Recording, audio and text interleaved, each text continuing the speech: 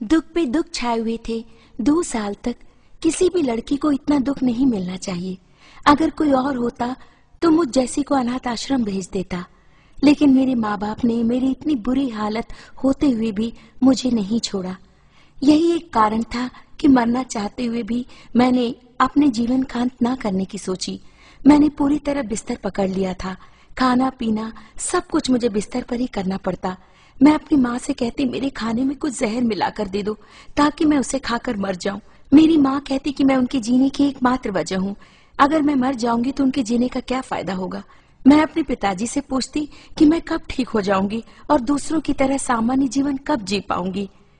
क्या मैं जीवन भर ऐसी ही रहूंगी? मेरे पिताजी मुझे सांत्वना देते और धीरज धरने को कहते।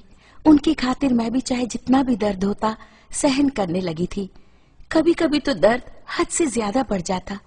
मैं उन पर चिल्लाती और अपनी माँ को बुरा भला भी कहती, लेकिन इन सब के बाद भी उन्हें मुझसे इतना ही प्यार था और वही मुझे जीने की आशा देता। मेरे पूरे शरीर पर रैशेस थे। मैं कपड़ा भी नहीं पहन पाती थी। मैं लेट भी नहीं पाती थी। अगर उठने की कोशिश करती तो लगता कि खून निकल जाएगा। अपने हाथ भी मैं नीचे नहीं रख पाती थी। खून मेरे कानों से भी बाहर निकलने लगता था। शरीर के हर हिस्से में फुंसियां आ गई थी। मैं कुछ खा भी नहीं सकती थी, इसलिए तरल चीजें पीना शुरू कर दिया, लेकिन वो भी मुश्किल था क्योंकि मेरे मुंह मेरी जीभ में भी फुंसियां थी। पानी पीने में भी तकलीफ होती और सच में अपनी हालत पे बहुत खींच आती। अपने इस पृथ्वी पर होने पर भी मेरे मन में प्रश्न उठते और सोचती मैं बहुत अभागन हूँ। मेरे माता पिताजी डॉक्टर के पास ले जाते तो डॉक्टर मुझे छूने में भी कतराते।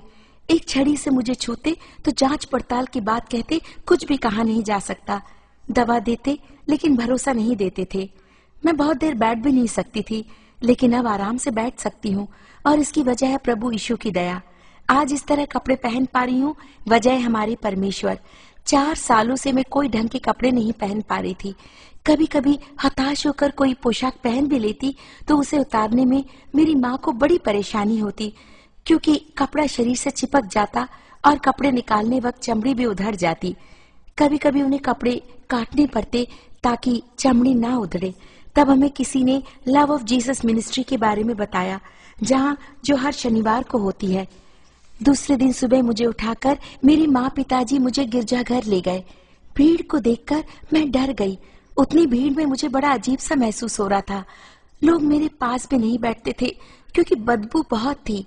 मैंने अपने पिताजी से कहा कि मुझे वहां से ले जाएं, लेकिन उसी समय अंकल जवाहर सैमुअल जी का प्रचार सुना।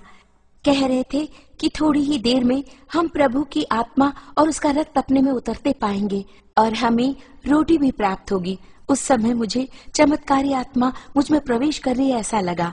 उनकी बातें सुनकर मैंने अपने पिताजी के कंधों पर सर रखा और अंकल का प्रचार सुनने लगी। सभा की समाप्ति के बाद मेरे माँ पिताजी अंकल सैमुअल जी के पास गए और अपने दुखों के बारे में उन्हें बताया। मैं चल भी नहीं सकती थी, चुपचाप कुर्सी पर बैठी थी। अंकल मेरे पास आए। मैं झिझक रही थी।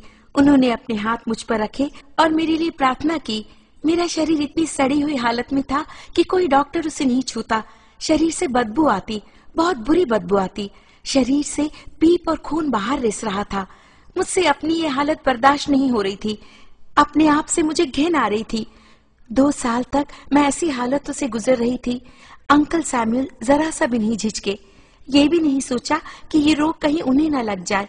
उन्होंने परमेश्वर से प्रार्थना की और आशीष का तेल मेरे पूरे शरीर पर सिर से पांव तक मला।